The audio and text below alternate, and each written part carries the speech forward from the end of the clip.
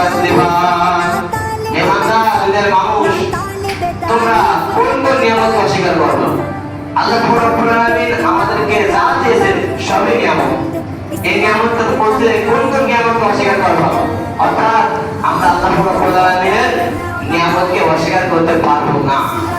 আমাদের দিকে দেখা যায় যে আমাদের অঙ্গ প্রত্যঙ্গ, হাত পা চোখ নাক কান, এইগুলো যখন আল্লাহ বলছেন তুমি হাত এই কাজে ব্যবহার করো, পাকে এই কাজে ব্যবহার করো, চোখকে এই কাজে ব্যবহার করো, তোমার জবান দ্বারা এই কথা বলো, চোখ দ্বারা এই দেখো, যখন আমাদের অঙ্গ প্রত্যঙ্গ দ্বারা যে কাজ করতে আল্লাহ বলছেন, যে আদেশ হুকুম দিয়েছেন আল্লাহ রাব্বুল আলামিন এবং পবিত্র করে চালাতে বলছেন, যখন আপনি আমি আমার এই অঙ্গ প্রত্যঙ্গ হাত পা চোখ নাক কান যেগুলি আছে না কেন, এই সবগুলোকে আল্লাহর হুকুম রাসূলের তৈরি করে যে চালাবো এই নিয়ামতগুলোকে, তখন এই নিয়ামত শীঘ্র আদায় হবে।